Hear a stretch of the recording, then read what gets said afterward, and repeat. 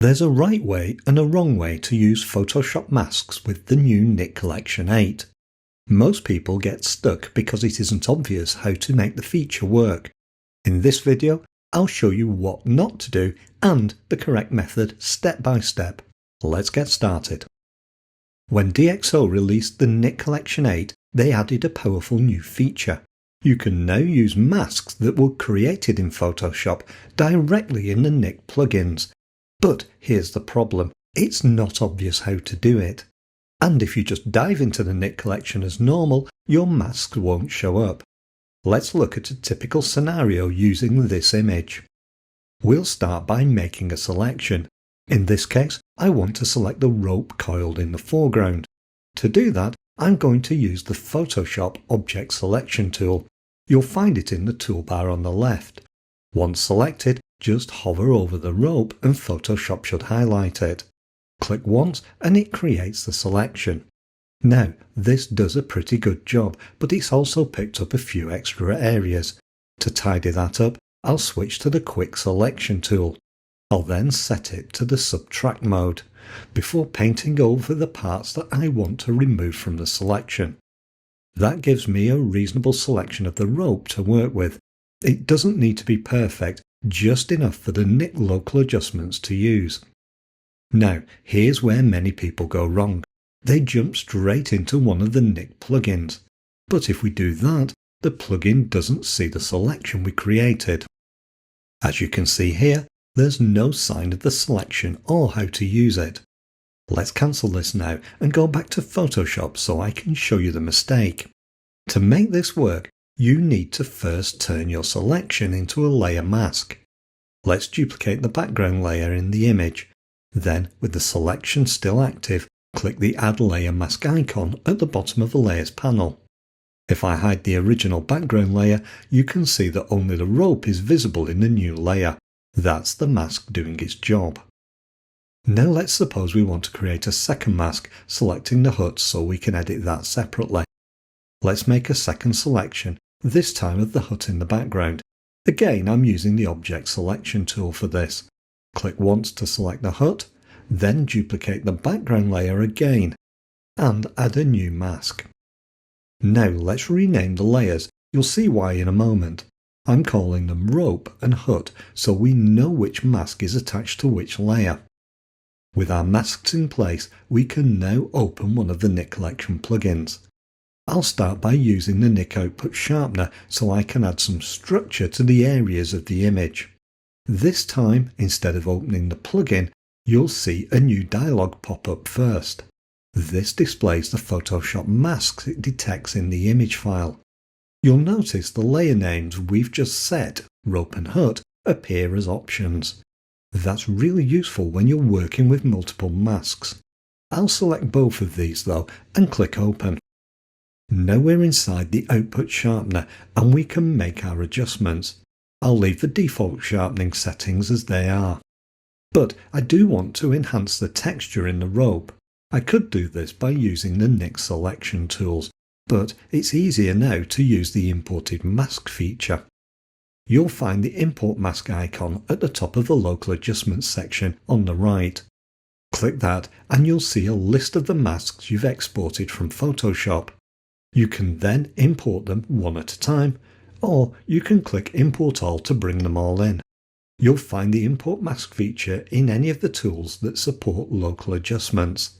Once the masks are imported, they appear in the Local Adjustments section. Click the rope mask to select it. You can then check the area it covers using the Show Mask icon. Clicking this toggles the view on and off. While we're looking at this though, I want to highlight that although we can see luminosity and chrominance mask controls here, they don't affect the imported mask. This is probably because the masks don't have a sample point like the other selection tools.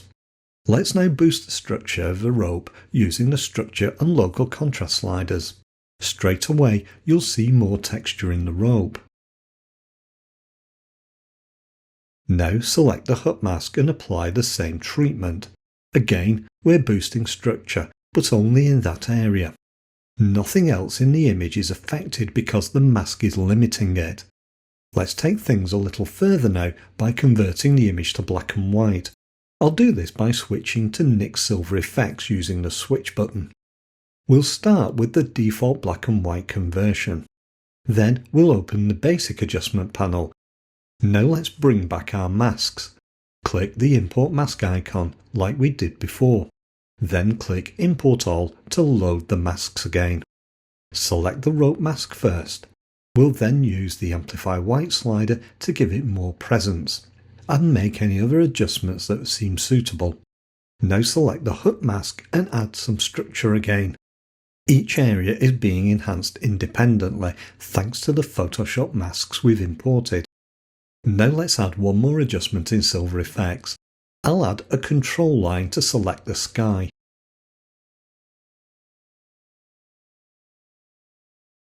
Rename this adjustment to be Sky. Then, using the brightness slider, I'll darken it, increase the structure a little to bring out the detail, and use the Amplify Whites and Contrast controls to add some drama. Now we can return to Photoshop, but this time I want to take the new sky mask with me so I can use it in Photoshop. To do this, click the arrow next to the Apply button. Here you can choose which masks to export.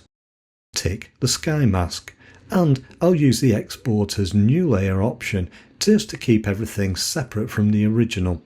I can then click Apply.